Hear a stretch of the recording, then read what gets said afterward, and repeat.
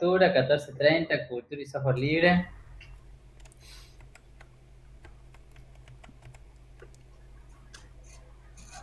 Estamos en vivo, ya salimos. ¿Salimos en vivo? Sí. Sí, acá tengo un Buenas. monitor que está mostrando, lo tengo acá al lado. Así Espectacular. que saludos a todos y todas los que están conectados en este momento. Bueno, más que bienvenidos a esta primera edición de nuestro Plisol en formato super express de online.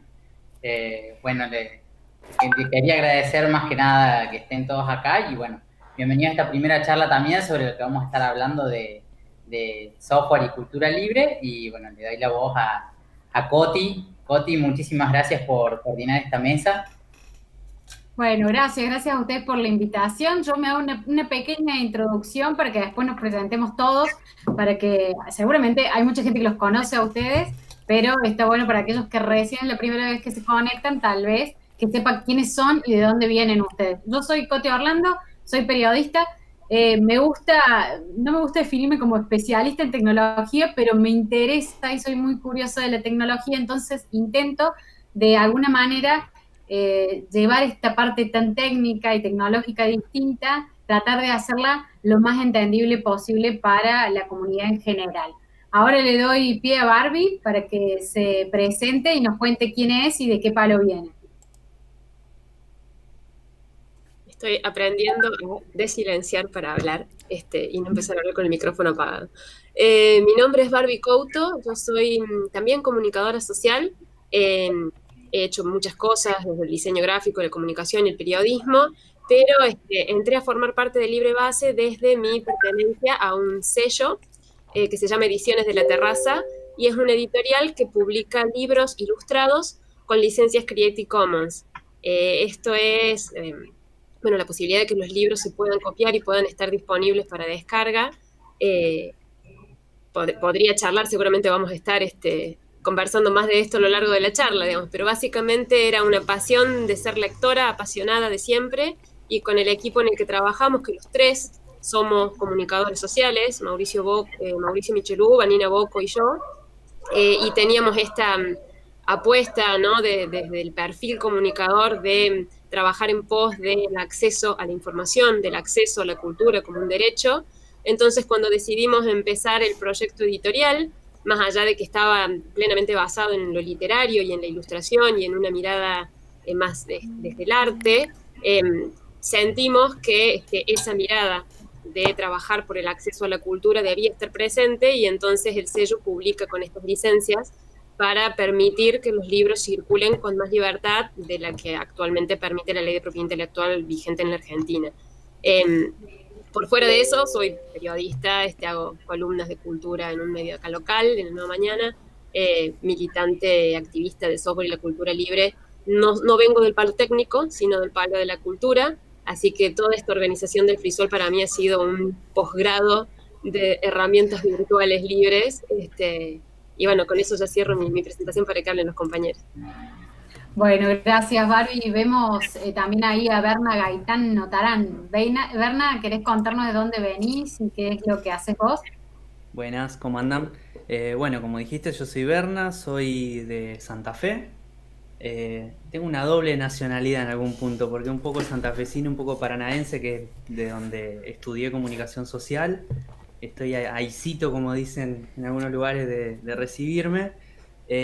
Y también, como decía Barbie un poco, vengo de un palo que no es el palo técnico, sino que me encontré con todo este mundo de la cultura y el software libre desde el lado de la cultura, desde el lado de la producción de diferentes formatos. Saco fotos, hago videos, o sea, vengo más de ese lado y de la necesidad siempre de compartir y de poder construir diferentes narrativas y relatos, que es un poco lo que uno quiere siempre compartir en grupos, compartir en comunidades y demás. También me defino, participo de un montón de comunidades, de un montón de grupos, pero me defino un poco como activista y militante del software y la cultura libre.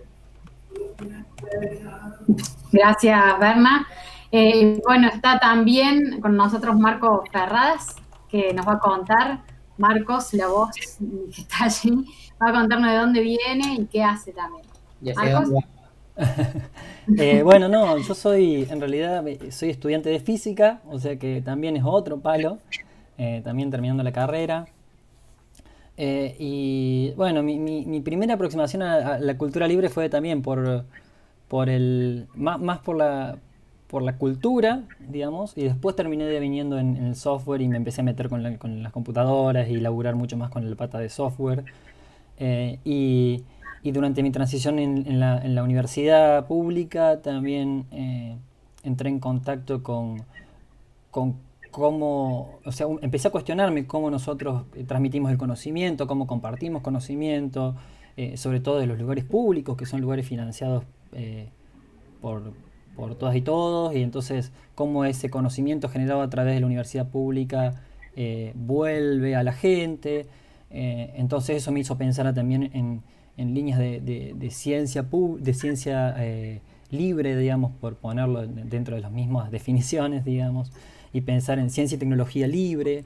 Entonces, medio que yo fui haciendo ese camino de zigzag entre distintas temáticas, todas abordadas desde la perspectiva del conocimiento libre y abierto. Y me acerqué al FLISOL por uno de los compañeros con los que cursaba, compañeros de Facu, y me contó que se reunía el FLISOL. Me dice, venite, y empecé a participar hace un par de años, y debe hacer como 5 años que estoy participando, 5 o 6, no sé, 5 años creo. Así que bueno, ese ha sido mi camino y mi aproximación al software y la cultura libre. Bueno, gracias Marcos. Y Mati, ahí Bordone, que nos cuente un poquito cuánto tiempo hace que está en FLISOL, cómo viene y cómo cae también acá en el palo de la organización. Bueno, muchas gracias, Coti. Yo, como decía recién, soy Matías Bordone. Yo estudié licenciatura en Ciencias de la Computación y soy, digamos, por decirlo de alguna forma, un computólogo devenido en docente. Digamos, a mí me preocupa mucho la cuestión de la enseñanza y el aprendizaje y pensar también la educación como una herramienta para pensar la sociedad que nosotros queremos y que queremos construir. Y en medio de todas esas preguntas, yo me acuerdo que estaba dando unos talleres de alfabetización informática para el PAMI, ¿no? En el 2007, me acuerdo. Le enseñaba a usar la compu a los viejitos, el cajero automático, todas esas cosas. Y en el medio de eso me enteré de lo que fueron, en su momento, las jornadas regionales de software libre, que eran unos eventos que no eran como el FLISOL, que se hace en todos lados al mismo tiempo, sino que era como un gran congreso gigante de toda Latinoamérica y que iba rotando por distintos lados. Y creo que en la del 2007 fue acá en Córdoba, y fui, y yo que estaba estudiando computación en ese momento, me empezó a fascinar la idea de que todo sea de todos y para todos, ¿no? Digamos, así que las cosas que nosotros hacemos las podemos compartir y podemos aprender de los demás y que los demás puedan aprender también de nosotros y nosotras. Pero no fue en el momento en el que yo empecé, sino que ahí fue como que me empezó a gustar la idea, leía, buscaba, hacía otros proyectos, trabajé mucho en alfabetización de sectores populares también, en otros proyectos. Y en un momento, en el 2013, en el 2012 hubo un grupo que se llamaba el Libre Bus, que venía desde la zona norte de Sudamérica, digamos, de un colectivo de artistas que iba bajando en colectivo, yendo por pueblo, pregonando lo que era compartir la cultura de alguna forma. Entonces invitaba a artistas que se sumen a ese colectivo como grupo de gente y colectivo como el ómnibus propiamente dicho. Y entonces eran artistas que se subían a ese ómnibus y viajaban de pueblo en pueblo, y en cada pueblo levantaban a alguien y lo llevaban hasta el otro pueblo y iban compartiendo formas de hacer arte y cultura en general. Y cuando eso llegó a Córdoba, impactó de una manera súper fuerte, por lo cual en el 2013 el FLISOL de ese año, que tenía que ver solamente con software libre, con estas charlas solamente de software libre, se vino inundada de gente que no tenía nada que ver con la tecnología, pero que también pensaba en esto de la construcción colectiva y de compartir de alguna manera, y que digamos que las autorías siempre son colectivas también, ¿no?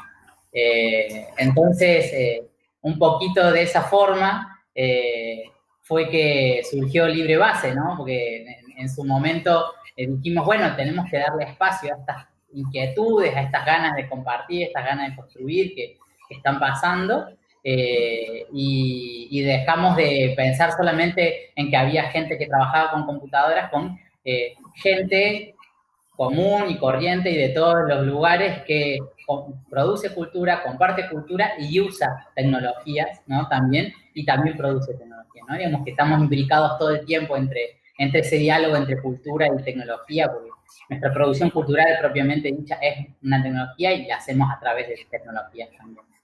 Entonces ahí fue donde surgió un poco Libre Base y me sumé, y desde ahí que ahí un poco estoy. Y los últimos 2 años, el anteaño pasado y este año, asumí un poquito la coordinación del FLISOL en sí, y este año contamos con la invaluable capacidad y coraje de Marcos, que este año él es el coordinador.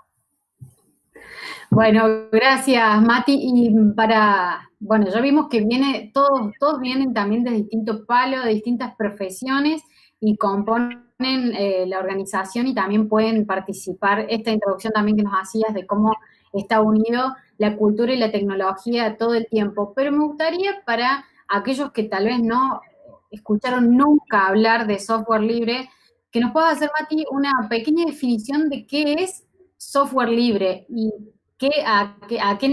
con qué lo identificas o con qué lo asimilas, y qué sería lo contrario al software libre.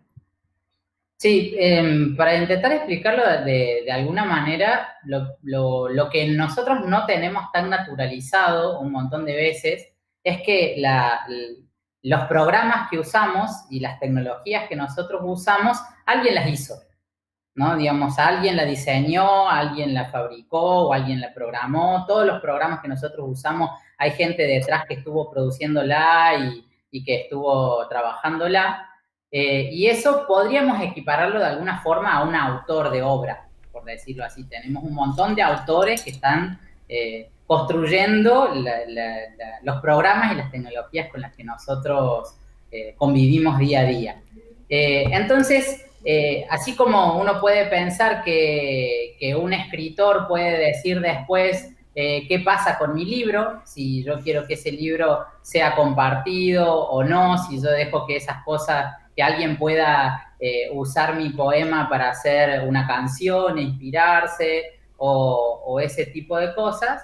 Lo mismo podemos pensar, o inclusive otra comparación que hacemos es con una receta. Digamos, nosotros podemos tener recetas de cocina y compartir esas recetas para que otras personas hagan sus adaptaciones de sus recetas y ese tipo de cosas. Lo mismo podemos decir de los programas, ¿no? Los programas están escritos de una manera, están escritos en letras, por decirlo así, en un lenguaje, y eso que está escrito, lo que dice el software libre, de alguna forma, es que eso los autores deberían permitir que cualquiera lo pueda usar para cualquier cosa, que podamos leer, que todos podamos leer cómo está hecho, cómo está construido ese programa, para que uno pueda aprender libremente del funcionamiento de eso, y nos beneficiamos todos como comunidad también. Uno podría también, teniendo el acceso a esa forma de escritura del programa, también adaptarlo y modificarlo a las necesidades propias. Por ejemplo, ir un ejemplo con esto de cómo puede ser que uno lo adapte. Hubo un momento que en medio del Conectar Igualdad se habían repartido netbooks en un montón de lados, y las zonas donde hablaban guaraní no podían utilizar el Word, vamos a decir el nombre, no podían usar el Word porque no venía en guaraní, y había mucha gente que no estaba alfabetizada en español, sino que su idioma era guaraní. Entonces, en vez de usar Microsoft Word, lo que se hizo fue usar un programa libre que es un procesador de texto equivalente que se llama LibreOffice, un grupo de personas de acá de Argentina lo tradujo a ese LibreOffice precisamente porque podía acceder al cómo estaba hecho y lo tradujo al guaraní para que los chicos que hablaban guaraní puedan usar la computadora y puedan aprender a usar un procesador de texto en su idioma. Entonces, básicamente las ideas del software libre son esas, que uno tenga permiso para poder usarlo, tenga permiso para poder ver cómo está hecho, tenga permiso para hacer adaptaciones y tenga permiso también para poder compartir con todo el mundo las modificaciones que uno le haga.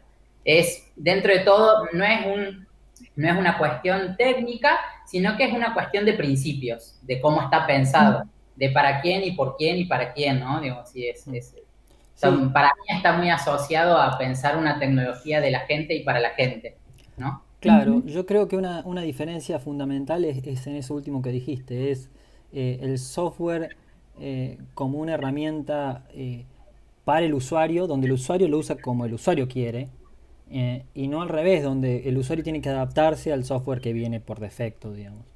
Entonces, es el software, en particular, cuando hablamos de software, puesto al servicio del usuario, realmente puesto al servicio del usuario.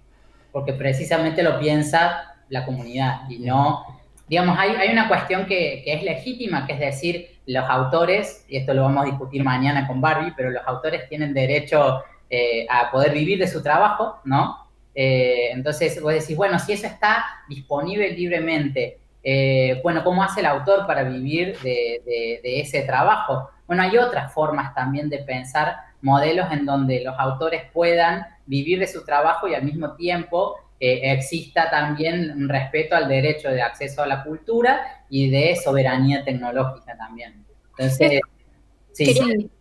Quería agregar solo una cosita en calidad de usuaria, digamos, yo en esta parte de la charla que está enfocada a lo técnico, yo sería una usuaria. Lo que me parece muy interesante de las comunidades de software libre es que el protagonismo está puesto en el usuario, en que puede echar mano y trabajar y tocar y evaluar y ver cómo se adapta mejor a las condiciones de uno, en una postura mucho más protagonista que no existe en el software privativo. En el software privativo las respuestas ya están dadas para que uno simplemente use.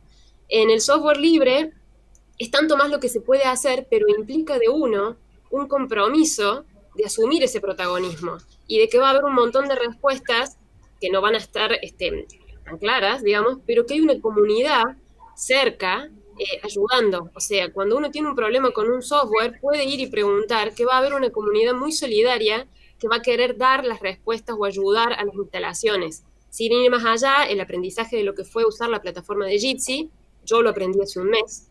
No soy técnica, pero durante todo este mes he estado colaborando con mucha gente en cómo funciona, cuáles son las características, a un nivel incipiente, inicial, por supuesto, y acompañándome de muchos otros que me van ayudando con la parte técnica, que esta también va a ser una charla de mañana.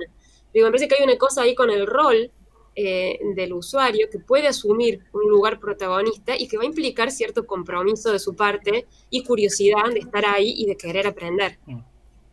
Y esta discusión también en la sociedad más tenemos el rol de los que desarrollan, el rol del artista que escribe este programa de software, el rol del usuario, pero también están que en la misma sociedad hay distintos roles de usuarios, me parece que no somos todos iguales, y de eso también habla de cuán accesibles son los software privativos y cómo podríamos hacer más accesibles entre todos, digamos, entre todos los usuarios, si el software fuera libre. Esto es parte del debate también o de las ideas del software libre. Sí, digamos, en realidad yo creo que ha ido evolucionando con el tiempo las comunidades de software libre. En la década del 90 era muy común que el software libre sea una cuestión hiper de nicho, ¿no? Digamos, que sean programadores que se juntaban a hacer cosas para ellos y entre ellos. Más que nada porque todavía no se habían dado estas discusiones de quién era la comunidad, quiénes éramos, cómo lo hacíamos. Y alrededor del 2000, uno de los principales protagonistas que hubo fue una empresa, pero una empresa que es que funciona bajo principios muy piolas, que se llama Canonical, empezó un proyecto de pensar el software libre para todo el mundo. Y eso fue cuando salió Ubuntu. Hay mucha gente que conoce dentro de las versiones de Linux y software libre y Ubuntu, que esas cosas suenan. Bueno, el Ubuntu es una versión de Linux que fue pensada para empezar a tener estas discusiones sobre, de hecho decía, software para seres humanos, decía el eslogan en su momento. Y la palabra Ubuntu venía también de un dialecto africano en el que era todos juntos somos, una cosa por el estilo. Y a partir de ahí sí, empezó a haber una discusión fuerte sobre esto que decimos de la accesibilidad, pensada la accesibilidad en un sentido amplio, ¿no?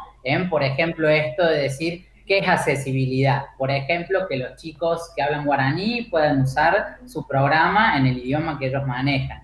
¿Qué es accesibilidad? Que las personas que son no videntes puedan encontrar la información que tienen en una página de internet, por ejemplo. Todo eso está también muy discutido dentro de la comunidad de software libre, aunque no forme parte específicamente de esa definición. Le pregunto por ahí a los comunicadores que también nos están acompañando, porque me parece que cuando uno habla, y a mí también me ha sucedido, de software libre, es como que el resto de la comunidad que no conoce o que no forma parte de este conocimiento se atemoriza, como teniéndole también un cierto temor a instalar otro software que no sea el que ya estamos acostumbrados. No sé, Berna, Barbie, ¿cómo ustedes lo ven? En el resto de la sociedad, si conocen, tienen conocimiento del software libre o les da cierto temor pensar en otro software. ¿Arrancas vos? Dale vos, dale. Yo siempre cuando me preguntan, sugiero, bueno, hay como dos corrientes, ¿no? Hacer el cambio abrupto de un día para el otro y acomodarse ahí, que yo creo que con el sistema operativo se puede. Y si no, con algunos programas irlos probando de a poco, ir acomodándose. Por ejemplo, yo creo que esta situación de cuarentena que hizo evidente que hacían falta nuevas formas para comunicarse, el tema de la videollamada, y empezó a establecerse, por ejemplo, Jitsi como una de las opciones válidas dentro de lo que es el software libre, obligó o puso a disposición de un montón de gente este debate de manera urgente. Entonces, de pronto pudo notar, con un par de usos, de que es muy sencillo de usar, de que no hacen falta demasiados conocimientos técnicos para usarlo, que uno se acomoda muy rápidamente a la interfaz, y que de hecho tiene libertades de uso. Entonces, de pronto, quizá no hizo el paso al software libre al 100% de un día para el otro, pero ya está usando una herramienta, ya sabe lo que son por ahí las comunidades para hacer consultas, y entonces de pronto ingresó en un primer paso que después seguramente se va a contagiar y va a seguir por otros.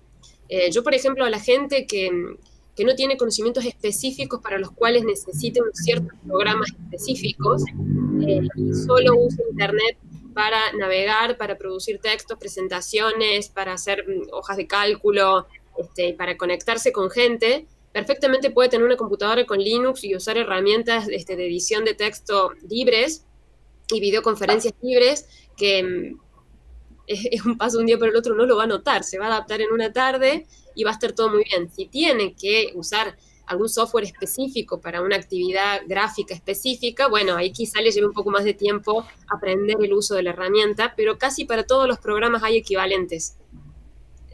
Eso era lo que tenía yo para decir, Berna. Bueno, yo aporto otra partecita, un poco la historia personal, que desde 2013 como que me metí a laburar, como que me obligué de alguna manera cuando entendí cuál era el debate ético que había de fondo, el debate político, que lo relacionaba con cuestiones de cooperación, que era un poco en lo que yo estaba laburando y era lo que me interesaba, todo lo colaborativo y demás. Es como que de alguna manera me obligué a poder empezar a conocer esas herramientas y a poder ver de qué manera podía hacer lo mismo que estaba haciendo para cuestiones laborales, para mi cotidiana, para los momentos de ocio, ver qué herramientas había. Y ahí me encontré con un montón de espacios, comunidades virtuales y y grupos y demás que tienen cosas para recomendarte. Y creo que cuando uno se acerca por primera vez, es como que de golpe pasa de tener una opción a tener miles, millones, y como que es muy difícil a veces ver cómo encarar o qué saber qué usar. Entonces, creo que por un lado es como que asusta esa cantidad de opciones, pero por otro lado estas comunidades como que de alguna manera te van orientando y te van compartiendo soluciones y demás. Y lo importante es que uno encuentre herramientas a las cuales uno las puede adaptar a la lógica que uno necesita y no al revés, que era lo que estábamos charlando al principio, donde te tenés que adaptar y ver cómo resolvés algo en base a tus necesidades. Y un poco también lo que me pasó a nivel personal, que fue como el clic que hice, esto queda grabado y es un peligro decirlo, pero es una realidad, que uno está como muy acostumbrado a parchear programas, que son los que se usan, a buscar e indagar por todo internet, a ver dónde descargar tal o cual software, saber cómo desbloquearlo como para poder usarlo. Y cuando empecé a hacer este paso a decir, ¿por qué no uso herramientas libres que me lo permiten hacer legalmente? Y gasto toda esa energía que quizás estaba gastando en buscar cómo poder desbloquear programas, en aprender a usar programas que me están invitando a que lo haga, a que lo pueda usar. Es un poco a título personal. Después me encontré en este último año y algo que estuve haciendo un trabajo de tesis con un proyecto que se llama Radar Libre, que hice como un mapeo de algunas experiencias de comunicación que hay en Córdoba, en Santa Fe, en Entre Ríos, que de alguna u otra manera utilizan software libre o licencias de cultura libre como para poder funcionar, como para poder hacer su cotidiana. Y ahí también me encontré que hay un montón de respuestas, no hay una sola respuesta de cómo usar software libre o cómo meterse en la cultura libre. Y me parece que eso también está bueno, que cuando alguna organización toma la definición organizacional de poder asumir, funcionar con software libre, poder compartir las cosas que produce con licencias libres y demás, también se van formando como esas comunidades o esos grupos de instituciones que van pudiendo compartir soluciones, que van pudiendo compartir dudas, consultas y demás. Entonces me parece que todo eso hace a las decisiones que uno puede tomar cuando se está definiendo migrar, como se dice, pasar de sistemas privativos a utilizar herramientas libres. Y ahí para cerrar un poquito esa idea y en base a una consulta que hacían recién entre los comentarios de si la docencia y la escuela era como un lugar para debatir estas cosas, yo digo que sí, por supuesto, y de esto va a haber una charla enseguidita, pero algo que es interesante es que es muy difícil, no digo que sea imposible para nada, Berna y yo somos ejemplos de que se puede, pero es muy difícil cambiar cuando uno se acostumbró a algo, a lo que está acostumbrado.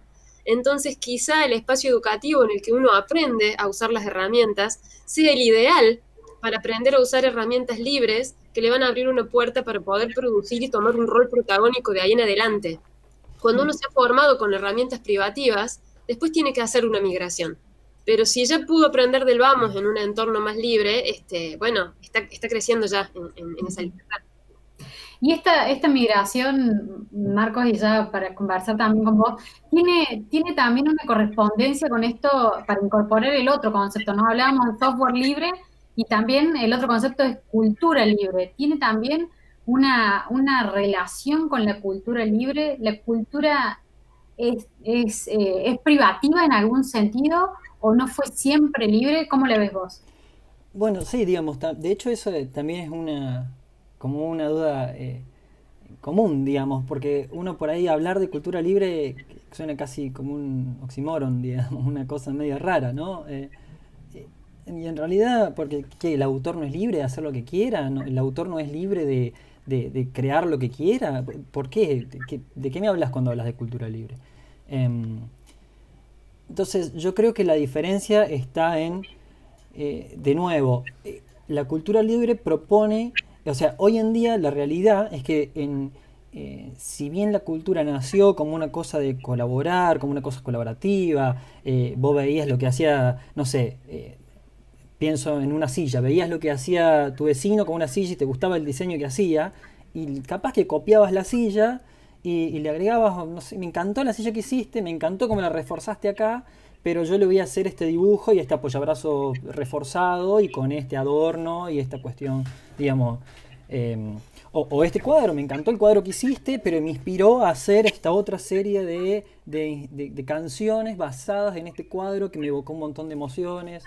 Entonces, o un collage, digamos, saco pedacitos de un collage de cuadros, de fotos, de lo que sea, y armo una nueva obra artística y que se resignifica totalmente. Y eso, que para uno le parece común, las leyes no lo permiten. Y ahí está el meollo de la cuestión, digamos.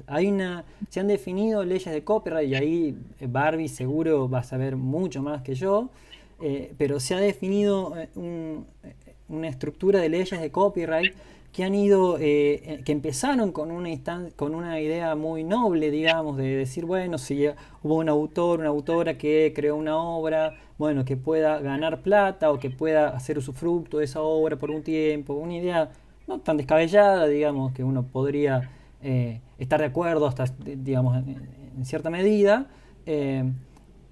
ha ido deformándose y empezó de ser por unos años, que no sé si eran 10 años, 20 años, una cuestión así, hasta 70 años después de la muerte del autor. Entonces, o creo que más incluso. Entonces, ¿quién está haciendo usufructo de esa plata, de esa obra, digamos? ¿Realmente el autor? ¿O quien sea que compre esa licencia? Que eso es lo que termina pasando. Y yo creo que ahí es donde radica la cuestión del reclamo de cultura libre, digamos. Que la cultura terminó siendo cerrada, entre comillas, por una cuestión legal, digamos, no tanto por este espíritu de cualquiera puede crear lo que quiera, digamos. Sí, en realidad estamos haciendo hincapié en otra parte, digamos. Barbie seguro va a poder explicar todo esto mucho mejor que yo. Pero Barbie, sí. Ahí me parecía interesante retomar algo que dijo Marcos recién en relación a la finalidad de la ley de propiedad intelectual, porque me parece que es importante recalcarlo para después poder reflexionar y hacer una mirada crítica.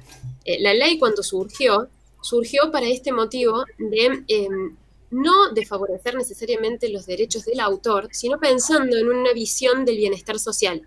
O sea, el bienestar social es que haya muchos artistas, muchos creadores, muchos autores trabajando, aportando sus creaciones, sus obras, para que la sociedad pueda acceder a ellas. Entonces, darle el derecho específico a los autores de que lucren, por decir esa expresión, digamos, pero que hagan usufructo de sus obras por una X cantidad de tiempo, era la forma de garantizar que esa sociedad pueda tener cultura, y que los escritores y autores no tengan que dedicarse a otra cosa y mantener, digamos, su momento de creación solo para sus tiempos libres, que si no tenía tiempos libres, pues no iba a haber ese aporte a la cultura. Entonces la ley surgió para poder cuidar a los artistas y a los creadores de contenido durante una X cantidad de años, para que así la sociedad pudiera beneficiarse de toda esa cultura. Con lo cual la misión es, como decía Marcos, muy noble. Al principio eran 14 años desde el momento de publicación de la obra, y después fue creciendo y creciendo hasta llegar a alcanzar toda la vida del autor, y después una X cantidad de años después de la vida del autor. Ahora en la Argentina es hasta 70 años después de la muerte. Seguro Mati después va a aclarar si hay otros países en los que es incluso peor. Pero el punto es que ahí es posible determinar que ese tipo de aumentos en los años tienen que ver con lobbies de corporaciones que están cuidando sus intereses por sobre el bienestar de la sociedad. Ponemos el hecho de que a la ley de propiedad intelectual en Estados Unidos muchas veces se la conoce como ley Mickey Mouse, porque cada vez que Mickey Mouse está por entrar en dominio público, hay ahí un trabajo sobre la ley para que se extienda su alcance unos años más. Entonces, también parece interesante poner el punto para reflexionar si realmente con estas leyes los autores están siendo beneficiados o si no han sido convencidos de que es un beneficio para ellos, cuando en realidad, ¿por qué? Porque hay muchas cosas de sentido común que están ahí, ¿no? Que si los libros estuvieran circulando gratuitamente o libremente en Internet, los recursos del autor estarían siendo,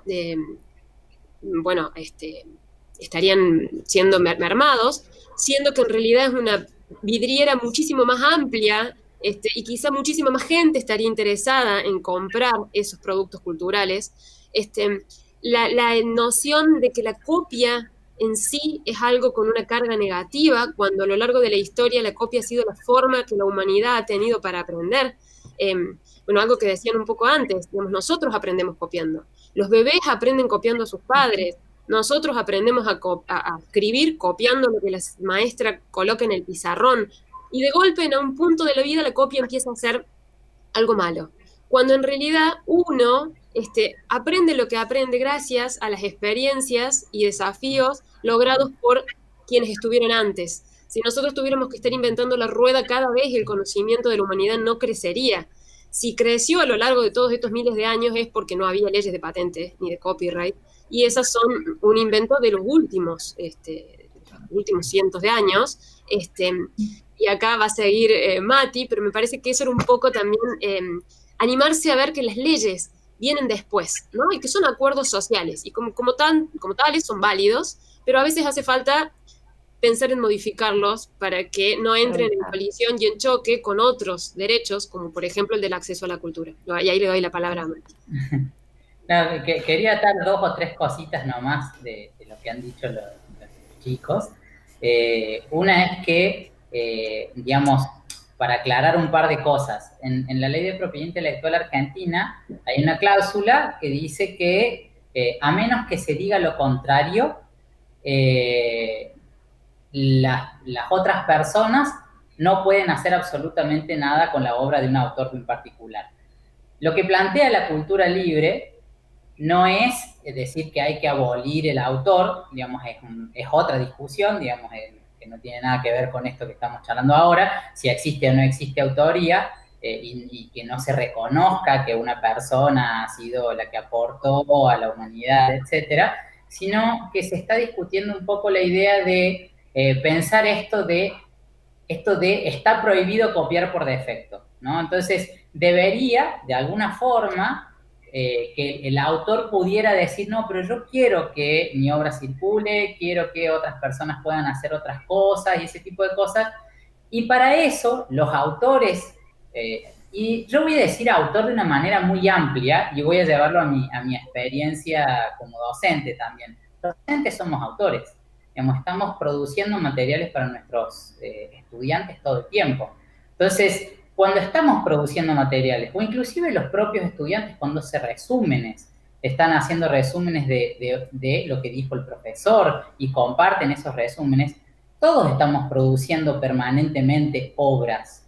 Entonces, el tema es que cuando nos cuesta mucho aceptar que somos autores, porque siempre hubo una especie de halo alrededor del concepto de autor, como la sabiduría, la mística, ¿viste? Y los otros mortales no son dignos de. Entonces, digo, está buenísimo que volvemos a pensar en que todos somos autores de nuevo. Digamos, mucha gente que ha discutido sobre tecnologías digitales conoce el concepto de prosumidor, ¿no? Somos consumidores y productores permanentemente de cultura y de información. Y en esto de ser productores de cosas, cuando la queremos compartir, usualmente nosotros decimos, bueno, la subo a internet directamente. Y en esto de la subo a internet, a veces no alcanza, porque dice la Ley de Propiedad Intelectual que yo, para que las otras personas puedan usar lo que yo hice, tengo que ser explícito, tengo que decir, che, yo doy permiso a que esto lo usen otras personas. Y ese, che, yo voy a dar permiso a que eso lo usen otras personas, es precisamente la idea de la cultura libre. Que cada vez más de nosotros y nosotras, cuando hagamos algo, podamos pensar en esta posibilidad de compartir para crear una cultura colectiva, sin negar que una persona fue o no fue autor de un texto, de un libro, de una canción o lo que sea, ¿no? Y otra aclaración que quería hacer, que ya que tocó Barbie el tema de la propiedad intelectual en Estados Unidos, digamos, hay una situación muy particular en Argentina, que es que no tenemos excepciones salvo la cita, ¿no? Digamos, según la ley de propiedad intelectual, dice, está prohibida su copia, reproducción, reuso, etcétera, etcétera, a menos que sea para una cita. Las citas son un párrafo, a lo sumo. Digo, sí, y no existen las ideas, por ejemplo, de cita para imágenes o cita para video o cita para música. O sea, cuando yo quiero producir materiales para mis estudiantes, no puedo usar imágenes que no tengan una licencia libre porque no existe la cita de imagen, por más que yo vaya a decir tal, de tal otra persona y no me la atribuya para mí o lo que sea. En cambio, en Estados Unidos, con todo lo rígidos que son muchas veces para las leyes de propiedad intelectual, ellos tienen el concepto de lo que se denomina uso justo y que aparte se determina después de hecho el hecho, por decirlo así. Es decir, si yo uso una canción para una producción en mi clase, digamos, el músico me puede hacer un juicio y yo puedo alegar al juez, decir, che, pero yo lo usé dentro de lo que se considera uso justo porque lo estoy usando para dar clases, y el juez va a decir, sí, usted, señor, tiene razón, así, pero hay un trabajo posterior, ¿no? Me tienen que acusar y eso va a juicio y en ese proceso se decide si hubo una violación de la ley de propiedad intelectual o no. Y aún así también existe eso de que, bueno, existen contemplaciones en la ley estadounidense, por ejemplo, el de la educación, que va a ser una de las cosas que vamos a discutir ahora a las 4 con el resto de los compañeros. Y la pregunta por ahí que surge también, para que lo responda cualquiera, si cultura libre de alguna manera no termina siendo también algo gratuito o cultura gratis. ¿Cuál es la diferenciación que hay entre esos dos términos? ¿Puedo? Sí, vale. La respuesta a eso es no, ¿no? Gratis, libre y gratis no tiene por qué coincidir. Puede darse que sí, como puede darse que no. En un cierto punto no lo es nunca, porque esa cultura que se produjo tuvo costos. Quien lo hizo, quien lo creó, más allá de que uno después decidiera liberarlo sin costo para el usuario, pero sí hubo un costo en la producción de ese material, ya sea un disco, un libro, una obra plástica, un evento, no sé, lo que sea. Hubo toda una cantidad, equipo involucrado en el desarrollo de ese trozo de cultura. Con lo cual, ya sería inválido decir que es gratuito de por sí, ¿no? Más allá de que el acceso del usuario fuera gratuito a ese material. Son cosas distintas. Libre, en todo caso, tiene que ver con lo que hablaba Matías al principio, qué es lo que el usuario puede hacer con ese pedazo de cultura. Si ese libro que está ahí, el lector solo puede leerlo, y a lo más, los otros días charlaba con una amiga, a lo más prestarlo, compartirlo, pero compartir el libro, ¿no? Pero no podría copiarlo, fotocopiarlo y compartirlo la copia, porque eso es ilegal. Cuando uno trabaja desde una perspectiva libre, por ejemplo, con las licencias Creative Commons, ese trozo de cultura se puede copiar y se puede compartir la copia. Entonces ahí lo que es libre es lo que el lector puede hacer después. El tema de la gratuidad, que involucra un desafío enorme, yo creo que el desafío es incluso más grande para quienes estamos parados en la vereda del paradigma libre, es cómo se consiguen los recursos para financiar la producción de esos proyectos culturales.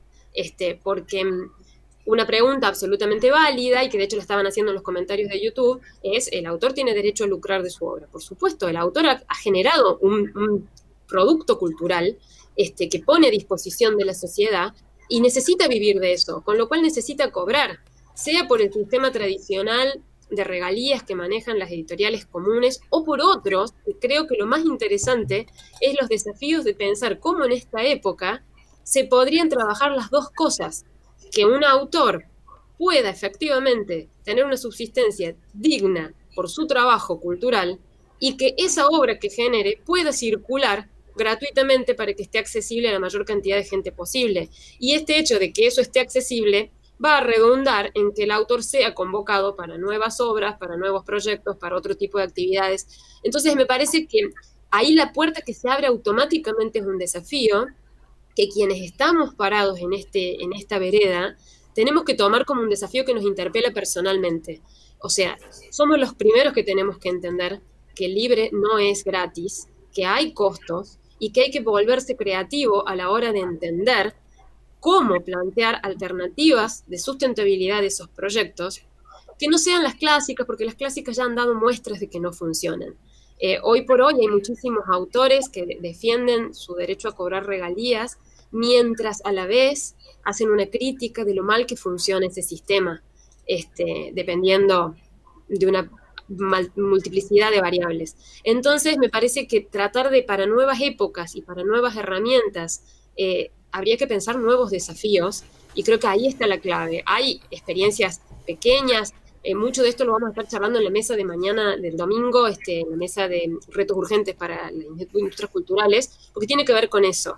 ¿Cómo pensamos otras formas, quizá de pensar que esos costos se asuman antes de que la obra esté circulando, incluso con el apoyo mismo de la comunidad? Pienso en financiamiento colectivo, donaciones colectivas. Ahí es cuando a mí me gusta a veces, más que decir cultura libre, decir cultura colaborativa, porque es una cultura que está enmarcada en el medio de una comunidad, donde el rol de todos es importante, de quienes están ahí creando, pero también de quienes están consumiendo, digo, fea esa palabra, digamos, pero quienes están leyendo y compartiendo, digamos, si logramos que eso se genere una idea de comunidad y de colaboración mutua, bueno, ahí uno está parado en un lugar de desafío diferente donde puede empezar a encontrar soluciones. Por lo menos así estamos trabajando desde Libre Base, desde mi proyecto editorial también, y creo que es una posible respuesta a lo que decías, pero seguro los compañeros tienen otra. No, algunas cositas que surgían ahí en los comentarios recién con respecto de software libre y no software gratuito, quiero tirar un ejemplo. Una cosa que se suele hacer, por ejemplo, dentro del mundo del software, es que vos tengas una necesidad puntual, ¿no? Digo, si vos estás usando un programa y necesitas que ese programa tenga una función extra que no venía teniendo, o por ejemplo, no sé, que usás aulas virtuales y querés que tu aula virtual le agregues la función de conectar a Jitsi para que tenga videoconferencias, ¿no? Supongamos. Digamos, tranquilamente una institución podría contratar a un programador, un grupo de programadores, se le paga esas horas de trabajo a ese programador para que haga esta función extra y después eso lo disfruta tanto la institución como el resto de la comunidad que sigue utilizándolo. De hecho, las aulas virtuales de la Universidad Nacional de Córdoba, Moodle, surgieron de esa manera, de un ingeniero que programó él una pequeña plataforma de aulas virtuales para sus estudiantes y después empezó a compartirlo y cada persona empezó a agregar funcionalidades nuevas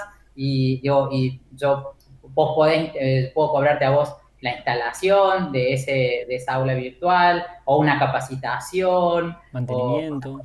Pero no quita de que ese programa vos lo puedas descargar, lo puedas estudiar, lo puedas modificar y si querés hacer lo mismo vos, también está todo bien.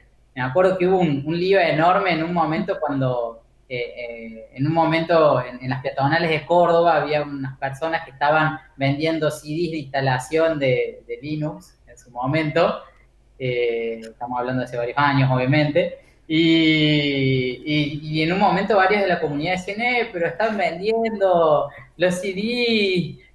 Sí, están vendiendo los CDs, lo descargó, lo grabó en un CD, lo está vendiendo, ¿cuál es el problema?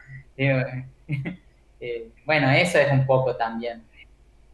Ahí también habla una diferencia de lo libre y lo gratuito, de nuevo, ahí lo remarca el Mati. Sí, Barbie. No, quería comentar un ejemplo, porque me lo crucé hace poco en una red social libre de la que estoy formando parte hace un tiempo, que es Mastodon, y eso lo van a estar charlando en otra de las charlas, las redes libres. Con Berna, que va a comentarlo ahora como adelanto.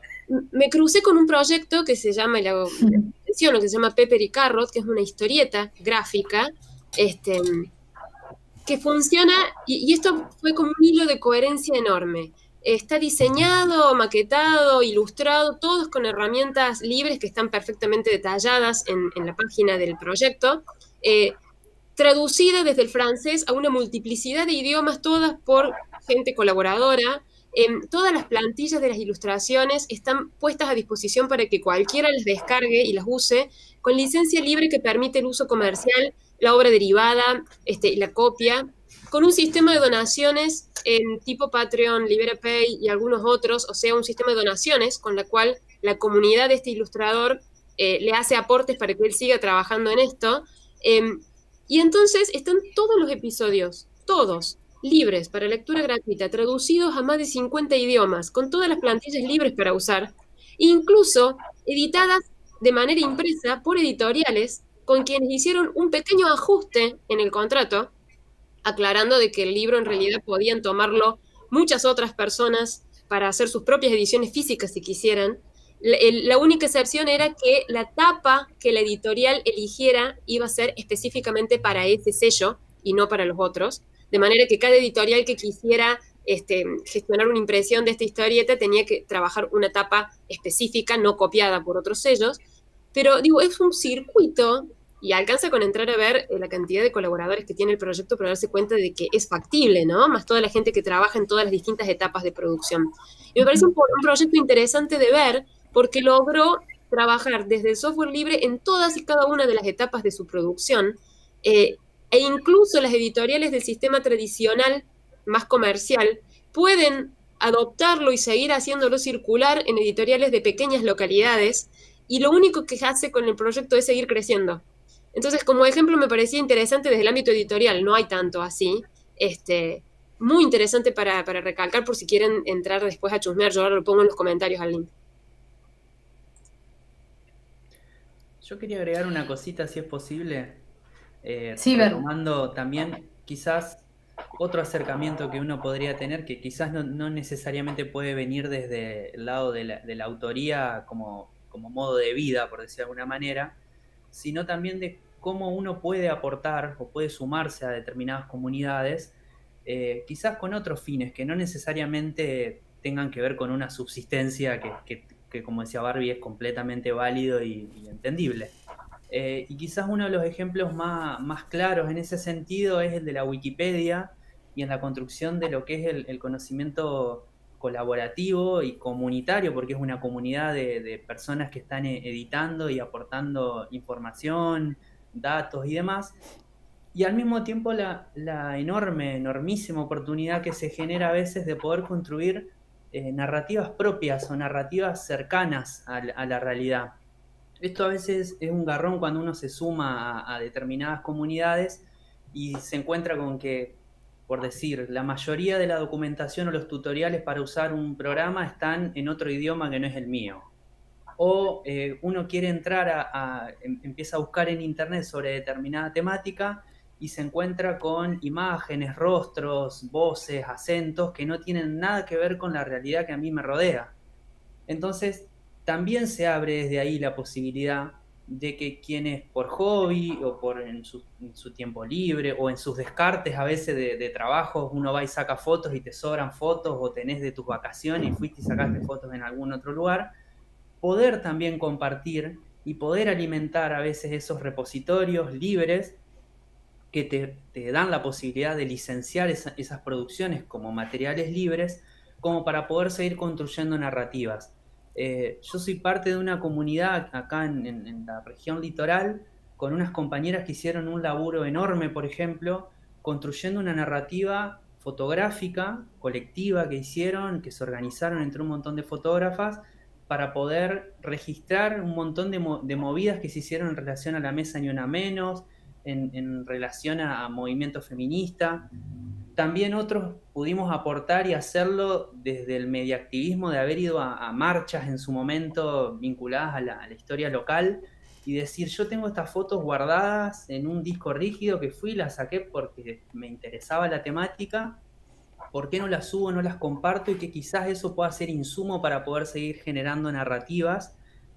Tiré Wikipedia como un ejemplo, pero a raíz de ahí se pueden, lo que decía Mati hoy, si uno quiere hacer un video para poder trabajar en el aula, ese material está disponible. Entonces me parece que también está desde ese lado el aporte a las comunidades como una cuestión de aportar una narrativa, poder construir algo cercano y una identificación, que me parece que eso también es completamente fundamental. retomo lo que había Berna, dicho antes. Sí. me surge una duda como para pensarlo desde el lugar de que nunca tal vez colaboró o nunca fue parte de una construcción colectiva. ¿Cómo se hace? ¿Cómo se empieza? Si yo soy, no sé, fotógrafo, como ponías el ejemplo recién, o soy un docente que quiere poner sus clases o sus materiales para ayuda, ¿cómo formo parte de una construcción de una obra colaborativa? Bueno, en las comunidades en general tienen sus particularidades, ni buenas ni malas, no lo quiero poner en ese término, sino que a veces son como construcciones por ahí un poco distintas o diferentes a lo que pueden ser las construcciones que uno va y se junta en un lugar y puede intercambiar y producir cosas con gente que uno ve, con que puede charlar, intercambiar, porque tiene otras lógicas. A veces esas lógicas no están muy claras y eso también a veces genera confusiones para ver, bueno, cómo puedo sumar mi aporte, si yo tengo una foto, ¿a dónde la puedo subir? Si yo quiero hacer una traducción, ¿a quién se la tendría que mandar como para que eso quede accesible y aparezca? Entonces, ese primer paso a veces es complejo, pero hay ámbitos intermedios, por decir de alguna manera, o grupos. Libre Base es un ejemplazo en relación con eso, pero así como te nombraba también la comunidad acá en el litoral que venimos trabajando registros fotográficos, siempre hay grupos que de alguna u otra manera pueden generar ese facilitamiento, es eso que sea un poco más accesible y fácil como para poder acceder a aportar. A veces uno lo puede hacer individualmente, como un activismo individual, si uno encuentra los canales. Por ejemplo, uno quiere hacer un video tutorial en español sobre cómo utilizar determinado software de edición de video. Bueno, lo haces, lo subís a algún lugar y si ese lugar te permite que vos le puedas poner la licencia para que otras personas lo puedan seguir compartiendo y reutilizando, ya eso es un montón, porque eso implica que después mucha gente quizás va a tener las mismas dudas que uno tuvo inicialmente, va a buscar y va a encontrar a alguien que habla su idioma, que hizo su adaptación y demás. Otra cosa es cuando uno quiere quizás producir colectivamente y colaborativamente, y bueno, y ahí están estos espacios intermedios que a veces te pueden facilitar ese primer acceso a saber cómo poder hacerlo. ¿Puedo agregar una cosita ahí? Sí, vale. Digamos, a veces está bueno bajar algunos ejemplos concretos. Digamos, por ejemplo, si yo quisiera compartir fotos para que estuvieran disponibles para la Wikipedia, lo que puedo hacer es descargarme en el celular, por ejemplo, una aplicación que se llama Wikimedia Commons. Entonces, yo las fotos que saque y tenga en mi celular, directamente puedo poner compartir a esa aplicación y ya se suben a el repositorio de Wikimedia Commons. Es decir, Wikipedia es la enciclopedia y Wikimedia Commons es como una especie de repositorio cultural colaborativo del que se usan muchas cosas para la Wikipedia. Me parece que lo interesante en ese tipo de cosas es pensar, si vos pensás cómo puedo colaborar, primero lo interesante es pensar en qué proyecto quiero colaborar, ¿no? Digamos, y tratar de entender cuál es la lógica de ese proyecto particular. Entonces, por ejemplo, vuelvo a hablar de Wikipedia porque es un ejemplo muy conocido. Si yo tengo ganas de editar entradas dentro de la Wikipedia y ayudar, lo que estaría más piola es que le escribas a la gente de Wikimedia Argentina, digo, che, mirá, quiero colaborar, ¿cómo podemos hacer para que yo edite una cosa? Porque lo más probable es que si yo entro directamente a editar cosas, me lo borren porque no cumplo con todas las discusiones que ya hay previamente para escribir cosas en Wikipedia. Entonces eso se revisa, que tu artículo sea enciclopédico. Si yo escribo una novela en Wikipedia, me lo van a dar de baja porque tengo que escribir artículos enciclopédicos. Entonces, en ese sentido es que me parece interesante lo que plantea Berna de entender cuáles son las lógicas de las comunidades, ¿no? Si Wikipedia trabaja con una enciclopedia, entonces tengo que escribir artículo enciclopédico. Si tengo ganas de escribir cuentos, voy a buscar otro colectivo en donde trabajemos para la creación de cuentos colectivos, que seguro que hay, ahora no se me viene ningún nombre, pero lo he visto varios, digo, sí, y escribiré cuentos ahí si tengo ganas. Y si saco fotos con mi celular y quiero colaborar para que estén a disposición, nada, me instalo la aplicación de Wikimedia Commons y comparto a través de eso y ya está. Y si quiero traducir un software, bueno, voy a buscar a la página del proyecto de ese software, porque seguramente tiene alguna página y algún punto de contacto y voy a consultar. Y digo, ese es un poquito trabajoso a veces porque hay que arremangarse para precisamente sumarse a un grupo, pero yo entiendo que es como cualquier cosa que como cuando uno quiere empezar a generar comunidad. No sé, imaginemos que yo me quiero ir a un club, si yo voy al club y va a haber gente ya ahí que tiene sus lógicas de comunicación, lo primero que voy a hacer es decir, hola, ¿cómo están? Soy Matías, che, ¿cuándo se juntan? ¿Cuáles son los días de reuniones? ¿Qué sé yo? Esas cosas las voy a preguntar en cualquier actividad a la que yo me sume, ¿no? Bueno. ¿Y por qué también me surge, en base a esto que estamos hablando de las comunidades, por qué es tan importante que estas comunidades existan y que fomenten la cultura libre y el software libre, que es lo básico que nos apunta, sobre todo pensando en el contexto en el que estamos viviendo, en donde todo se ha pasado al mundo digital? ¿Por qué es tan importante todo esto y esta comunidad y que exista la discusión de la cultura y el software libre? Tomo 2 segundos. Yo creo que lo principal es para tratar de construir discursos, ¿no? Digamos, hay ciertas ideas que uno cuando va creciendo va aprendiendo y en algún momento está bueno sentarse a pensarlas, digamos, si las cosas son realmente así como son o si existe alguna otra forma de hacer las cosas. Porque, digamos, muchas veces uno no se da cuenta que lo que está haciendo, lo está haciendo porque lo aprendió de una sola forma con otro montón de gente, por ejemplo, en la escuela, o viendo a los padres, o viendo a su comunidad, o por ejemplo, qué sé yo, usando un software porque, bueno, porque todo el mundo lo usa y bueno, mi hermano lo usaba y me mostró cómo era, entonces lo empecé a usar. Entonces quizás está bueno empezar a preguntarse cosas como esa. Digo, che, pero esto que estoy haciendo, ¿realmente me conviene? ¿Lo quiero? ¿Hay otras formas que me convengan mejor? ¿No? Y ahí me parece que es un rol importante de estos grupos decimos, de difusión de software y cultura libre, precisamente para convidar estas preguntas y no obligar a la gente, sino que eso, convidar las preguntas para que tomen sus propias decisiones. Y yo ahí agregaría solo una idea, la trabajo mucho cuando hablamos de financiamiento colectivo, ¿no? Que es la construcción de una comunidad y la belleza hermosa que hay de sentirse parte de algo. Digo, hoy por hoy el mundo está pensado más desde un lugar individualista y cuando uno se siente parte de un proyecto, siente que efectivamente puede aportar un conocimiento y puede recibir de lo que aporten los demás. Lo que se construye ahí es una red con una fortaleza mucho más fuerte que la que uno puede afrontar solo en el mundo.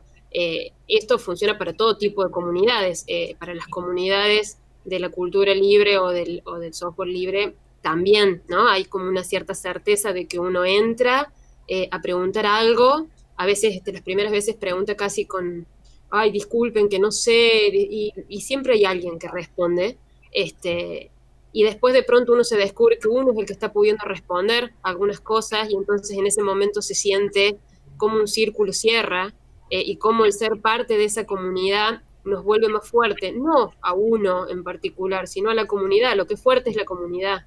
Bueno, tiene un poco que ver con lo que preguntabas, pero en general, ¿no? Digamos, me parece que hay una cosa con la construcción comunitaria de comunidades que es muy, muy importante. Sí, yo estoy de acuerdo, digamos, de hecho, como para acompañar, para mí hay una cuestión que tiene que ver con la soberanía personal sobre la información, la soberanía comunitaria sobre la información, sobre los datos de uso, que tienen que ver que con un software, por ejemplo, en caso particular de un software, uno sabe exactamente qué hace y cómo lo hace, y si no es uno, digamos, alguien con conocimiento técnico en el que uno confía puede entender qué es lo que hace, digamos. Pero lo que me refiero es que esa información está disponible para quien quiera. Y entonces tiene que ver con una democratización en términos del acceso comunitario de esto y de la construcción comunitaria, que es lo que decían los chicos, Bea, Barbie, Berna, Mati. De golpe la construcción, o sea, vuelve a hace que los individuos y las comunidades, o sea, deja que la construcción y que los avances estén basados en una lógica individual y pasa que los avances estén basados en una lógica comunitaria, ya sean avances o construcciones culturales, ya sean tecnológicas, lo que sea. De golpe, la comunidad es la que toma protagonismo. Y creo que hoy en día, en este contexto pandémico, se hizo más evidente que nunca que las salidas son comunitarias, digamos.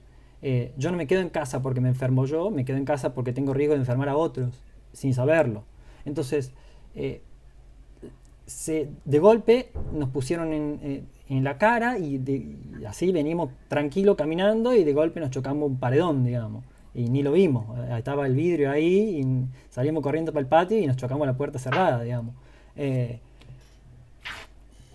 Entonces, se hizo súper evidente esto, lo estamos viviendo a flor de piel. Entonces creo que en este contexto es súper propicio para que empecemos a charlar, bueno, esta idea de la construcción comunitaria, colaborativa, está por todos lados, digamos. La salida es en conjunto, ya sea de una situación de pandemia, ya sea en términos de avances socioculturales, ya sea en términos de democratización del acceso a la cultura y a la educación, ya sea en términos de acceso al contenido, al hardware, digamos, a la computación, a los recursos informáticos. Todo está atado y es comunitario, digamos. La salida es en conjunto, digamos, el avance es en conjunto. Y bueno, esta situación nos lo puso de frente y hay que mirarlo, digamos, y hacer algo al respecto, y reflexionar y pensarlo y pensarnos. Ustedes cuando... Sí, Berna. No, que quería agregar una cosita que estoy completamente de acuerdo con estas últimas cosas que estaban diciendo en relación, primero en cuestiones prácticas de cómo son las comunidades, como decía Barbie, uno hace una pregunta y es raro que no haya, aunque sea alguna respuesta que por lo menos te oriente. Y bueno, y después también se genera esa transformación donde uno ya a partir de determinado nivel de colaboración también como que puede empezar a ayudar a otras personas. Y después en relación a esto último que decía Marcos de la cuestión de que la salida es colectiva y en relación a la soberanía y a la posibilidad de tomar decisiones, creo que en estas comunidades es donde está a flor de piel esa cuestión, porque hablarse de par a par con equipos desarrolladores de programas o con grupos de personas que están produciendo obras artísticas o cualquier otro tipo de contenido, poder intercambiar, poder generar aportes, creo que eso horizontaliza de alguna manera algo que a veces puede ser un poco caótico y que puede costar a veces adaptarse a determinadas lógicas, pero que una vez que puede resolver eso y se pueden armar pequeños nodos o pequeños grupos de comunidades que entre sí van produciendo y a la vez se van interconectando con otras personas, yo creo que eso es impagable en comparación con el modelo completamente verticalista que tienen otras formas de producir o otras formas de relacionarse con las tecnologías. Entonces, desde ese lado me parece que es como el gran por qué construir comunidades y el gran desafío a poder sostenerlas, porque también comunidades que no reciben aportes es probable que se caigan o donde no haya intercambios y es complejo, pero creo que es el gran porqué es eso, es para poder seguir construyendo otras formas de colaborar, otras formas de intercambiar y otras formas de seguir produciendo la vida. Sí, Barbie, ¿vos querías decir algo? No, quería sugerir, porque ya estamos llegando ya al momento en el que supongo que deberíamos ir cerrando, quería sugerir una cosita para que le piensen los compañeros mientras vos elaboras las últimas preguntas, que preparemos para decir en 2 líneas cuáles son las otras charlas del FLISOL y qué se va a estar trabajando, qué herramienta o qué tipo de licencia o qué temática se va a estar trabajando en cada charla. Muy breve, para que los que están mirando ahora puedan saber cuál les interesa más de las otras. Como la mía es la última del día de mañana, yo lo digo después, pero me parece que estaría piola que hagamos eso después de que vos termines, Coti. Sí, yo quería preguntarles, como una pregunta de cierre también, ¿no? Porque, bueno, dimos vuelta por los conceptos de software libre, de cultura libre, de comunidad, y por ahí hay mucha gente que no está siendo parte hoy de esa comunidad, pero a lo mejor hay un cierto interés. Entonces, ¿cuál es la forma de las personas no, de acercarse a estas comunidades? ¿Y qué tipo de saberes tecnológicos tienen que saber? Porque por ahí eso parece como un limitante. Yo sé que muchos, que en toda esta conversación fuimos diciendo esto, pero está bueno remarcarlo para aquellos que es la primera vez que se acercan o escuchan acerca de estos términos, saber que no hace, tal vez hace falta no hace falta ningún nivel de conocimiento tecnológico, pero me gustaría que ustedes especifiquen para que puedan alentar a que se sumen a este tipo de comunidades. Sí, de hecho, exactamente lo que vos decís, Coti, eh, no hace falta más que nada, saber navegar por internet, digamos, hoy más ahora en momentos de aislamiento, pero digo, cuando no estábamos en situación de aislamiento, había comunidades que se reunían incluso en persona, digamos. Entonces, tampoco es que es una cuestión de que hace falta sí o sí internet, digamos, quizá eh, depende, también son esas lógicas de cada comunidad, como decía Berna, pero aparte, tampoco hace falta, qué sé yo, en el caso del software, no hace falta ser programador para colaborar. Eh, Ujú. Alcanza con, si yo quiero, no sé, tengo un problema con mi software, y por ahí alcanza a saber, bueno, puedo reportarlo en tal lugar, digamos, avisarle, ir a la página del desarrollador y decirle, che, mira, yo encontré este error, y estar predispuesto a si el desarrollador te dice, mira, ¿me pasaría esta información para si yo puedo seguir avanzando? Sí, cómo no, y copiarlo y pegarle esa información y así vas colaborando. Entonces, y eso no requiere ningún conocimiento técnico, sino más que la predisposición de estar atento a lo que pide el desarrollador, la desarrolladora. O a veces alcanza con decir, che, yo soy alemán, bueno, voy a traducir este software al alemán, no sé, o este software del alemán al español, alcanza con aportes de traducción. Depende Sí, de cada proyecto, digamos, los conocimientos personales, todos son útiles a veces, digamos. Ujú. claro, a mí me parece que la principal disposición que uno tiene que tener para participar en cualquier tipo de comunidad es la de estar dispuesto a escuchar, a aprender y a compartir, ¿no? Nada más. Como decía hace un ratito Barbie, que comentaba que ella empezó a jugar como usuaria con Jitsi y bueno, a partir de eso empezó a encontrar que a veces le andaba mejor y a veces le andaba peor y fijarse por qué es que le andaba mejor y a veces le andaba peor y compartir eso con otras personas que no tenían idea y decir, che, mira, yo me acerqué al router y me anduvo mucho mejor la videollamada digamos, estando en la otra punta de la casa. Nada, y esas cosas son re válidas y re interesantes, y es más, de hecho van a encontrar un montón de veces así.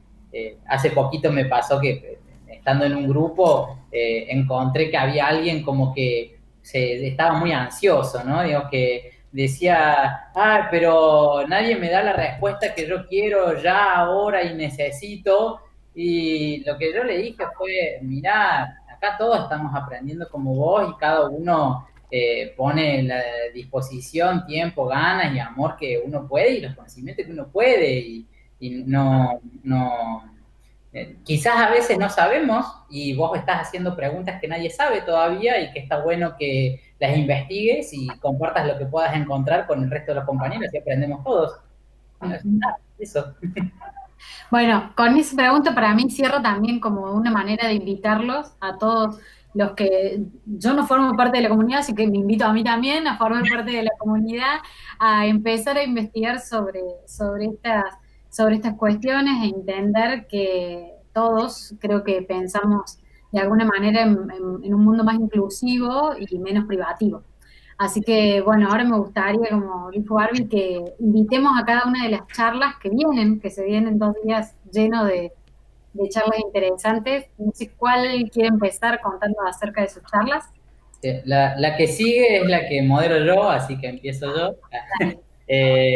Bueno, la siguiente charla que vamos a tener ahora a las 16 es una más que charla, es una mesa de debate como esta que estamos organizando ahora, basada en la idea que esta situación de pandemia que veníamos hablando hace un rato nos lleva a hacer varias preguntas, ¿no? Básicamente a cuestionarnos todas las formas que tenemos de pensar sobre las tecnologías digitales. Y empezó a hacerse como muy fuerte a partir de que hubo un aislamiento social obligatorio y desde el Estado se propuso que se tenía que asegurar el derecho a la educación de los chicos y no tan chicos, ¿no? Digo, pues estamos hablando de niveles obligatorios, pero también de la universidad, y se planteó que los docentes tenían que seguir con las clases. Entonces, a partir de bueno, estamos en cuarentena y hay que seguir con las clases, surgieron un montón de cosas. Onda, hay que usar aulas virtuales. Ah, listo, ¿qué aulas virtuales? ¿Cuáles? ¿Cómo? ¿De qué manera? ¿Quién? ¿Por qué? ¿Para qué? Bueno, ¿cómo nos vamos a comunicar con los chicos? Hay que establecer canales de comunicación. Bueno, ¿qué capacidad de acceso tienen los chicos a estas propuestas que uno le hace? Decir, bueno, voy a hacer ahora una videoconferencia en Google Meet, ponele con los chicos. Bueno, y los chicos no tienen ni celular, ni computadora, ni conexión a internet, o sea, ¿cómo trabaja esas cosas? ¿Cómo es el tema de la infraestructura? ¿Qué deberes tiene el Estado? ¿Qué podemos hacer nosotros? Y por otro lado, lo mismo, los materiales educativos. Bueno, nosotros tenemos que mandarle materiales de estudio a los estudiantes. Bueno, ¿cómo construimos esos materiales? ¿Bajo qué condiciones? Antes nosotros le sacábamos fotocopia a los libros y se lo dábamos a los chicos y bueno, no pasaba nada porque estábamos ahí en el aula, pero ahora hay que subirlo a un repositorio institucional, ¿qué hacemos? Bueno, nada, varias de esas preguntas tenemos ganas de discutirlas. Vamos a contar con la presencia de Lilo Pagola, Marcelo Pacheco, Belén Guanini, Gonzalo Gutiérrez y Débora Singolani, que son personas que trabajan tanto en las áreas de tecnología educativa de la Universidad Nacional, de la Universidad Provincial, como en el gremio docente de la provincia de Córdoba, y Débora es coordinadora / directora de una escuela, para charlar un poco cómo la ven ellos. Bien. Berna, seguís vos. Bueno, y la última del día está ahí a las 18 horas y está vinculada a conocer un poco el mundo de las otras redes sociales que hay. Porque muchas veces uno cree que cuando no conoce que las únicas que existen son las donde la gran mayoría tenemos usuarios o con las que intercambiamos, y existen otro tipo de redes que son redes libres, que tienen muchas de estas lógicas que estuvimos charlando acá en esta charla, que incorporan otras maneras de relacionarse, quizás algunas respuestas vinculadas a problemas que están pasando en las redes comerciales, donde hay quizás discursos de odio, donde hay discriminación, donde hay censura y demás. Tiene como quizás unas posibles respuestas.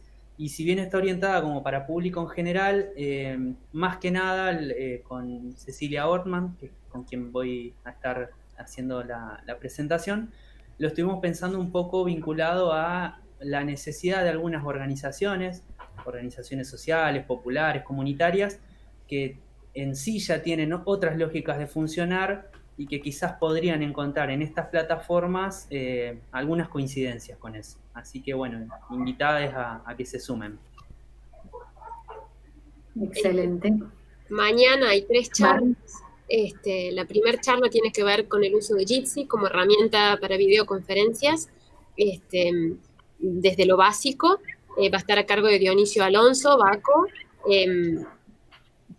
Él sabe un montón, es el que nos ha estado asistiendo muchísimo en el aprendizaje a todos nosotros. Va a estar ahí también prestando atención a las consultas que le puedan estar haciendo, o sea que para aprender a usar Jitsi es la primera charla de mañana. Después, la otra charla tiene que ver con esto que hablábamos, ¿no? De cómo usar, pedir ayuda y aportar al software libre sin saber programación. Va a estar Agna Lumi a cargo de esa charla. Y bueno, también para sacarse dudas, pienso que específicamente para aquellos que están recién entrando a este mundo y tienen ese miedo del que hablabas al comienzo, para sacarse dudas. Y la última de mañana tiene que ver con la cultura, digamos, los proyectos culturales independientes y los retos urgentes a los que se han visto enfrentados los artistas en esta época de pandemia y de cuarentena. Y vamos a estar hablando de acceso, vamos a estar hablando de propiedad intelectual, vamos a estar hablando de financiamiento de esos proyectos, de los desafíos urgentes que vienen para mañana y de las cosas que tuvimos que salir a resolver muy rápidamente. Y en esa charla de invitados van a estar Carolina Vaca Narvaja desde el sector escénico de Los Tres Tigres Teatro, Florencia Santucho desde el sector audiovisual de Buenos Aires, Ariel Marcel, que es del proyecto Tincuy, un programa de radio y de juegos literarios, Beatriz Carvel, que también es parte de Libre Base y va a estar hablando desde el sector de la música, y yo voy a estar moderando y a la vez contando un poco la experiencia de Ediciones de la Terraza desde el sector editorial. Y confiamos que sobre el final de esa charla hagamos un gran abrazo comunitario y colectivo todos. Bueno, ya está planteado entonces para seguir estos 2 días de reuniones. Acá... Algo que me preguntaron todos, perdón, Sí. lo preguntan mucho en los comentarios, es si estas charlas van a quedar grabadas y cómo. El que sepa que lo comente. Sí, Marcito, la intención va a ser grabar estas charlas, porque bueno, como han puesto en algunos comentarios, aprovechamos ya que estamos para aclarar la situación, digamos. Estamos usando una plataforma para hacer el streaming que es YouTube, que es parte de Google, que no respeta muchas veces las libertades de usuarios. En general, no las respeta y no respeta la privacidad. Pero bueno, la verdad es que después de casi 2 meses de trabajo, que venimos preparando el FLISOL más o menos, hemos pensado y hemos buscado alternativas, cuando buscó, sobre todo en las últimas semanas, cuando definimos hacer el FLISOL virtual, hemos buscado alternativas para hacer streaming que no dependa de YouTube ni de ninguna, y usar alguna plataforma que respetara a los usuarios. Lo cierto es que no la encontramos, o las que encontramos dependían de tener un servidor o infraestructura montada. Y lo cierto es que somos una organización que no tiene un servidor grande como para bancar el tráfico que genera una videollamada, un streaming para muchos. Entonces decidimos hacerlo por YouTube, y después las charlas van a estar grabadas y compartidas por distintas redes libres y descentralizadas en lo posible también. Como por ejemplo, ahí en los comentarios preguntaban por Libri. Libri es una red descentralizada que no censura, porque por más de que nosotros no estemos compartiendo el archivo, funciona sobre Torrent, que quizás muchos hayan escuchado hablar del protocolo Torrent. Todos los usuarios conectados comparten el mismo archivo, y mientras más usuarios lo están viendo, más gente lo puede ver, mejor se ve. Está PeerTube, que seguro Berna nos va a comentar algo después, que es otra red descentralizada de videos. O sea, vamos a Internet Archive, también va a estar subido, esa es la intención. Vamos a intentar subirlo a la mayor cantidad de redes abiertas y libres, digamos, que podamos, que respeten a los usuarios, que respeten la privacidad. Y bueno, de todas maneras, vamos a poner los links a los lugares donde los vayamos a subir en la propia página donde estamos ahora centralizando toda la información del FLISOL.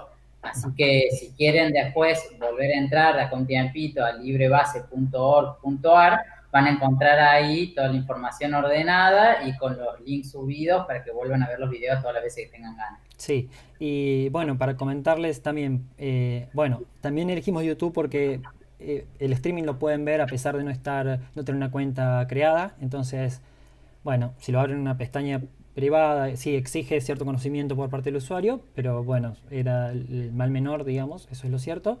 Y también para contarles que en la misma página que dice Mati, que es la de Libre Base, en las páginas de cada charla tiene un montón de material para seguir viendo, indagando sobre cada charla. Sobre esta en particular hay varios documentales, hay entradas para libros para ir a leer, libros que se pueden bajar y leer para seguir informándose o para lo que sea. Unos documentos sobre algunas redes libres para acceder. Es como algunos materiales vinculados a todo lo que estuvimos charlando, y cada charla tiene su propia página con contenido extra, digamos. Así que los invitamos a que vayan a la página de Libre Base, chusmeen, y ahí van a encontrar cosas. Sí. Bueno, Bueno, muchas gracias Barbie, Berna, Mati, Marcos por la invitación, gracias al Flisol por hacerme parte y a Libre Base también por convocarme. Bueno, mil gracias. gracias a vos, Coti, por sumarte a esta aventura Sí, también. muchas gracias, muchas gracias. Bueno, Chao a todos. chau, Chao, chau. gente. Muchísimas gracias por estar toda la charla también. Sí. Así, y ojalá la hayan disfrutado. Genial. Les cuento, seguimos con contenido, les seguimos pasando contenido, todo el contenido que van a ver hoy va a ser está publicado bajo licencias Creative Commons, que son una de las licencias libres, así que pueden estar todo el día tomando mates, escuchando algo de música, viendo algún videito, algún corto. Vamos a tratar de... Podemos poner el link para descarga y verlo también en la página de esta charla también. Sí, eso sería lo ideal.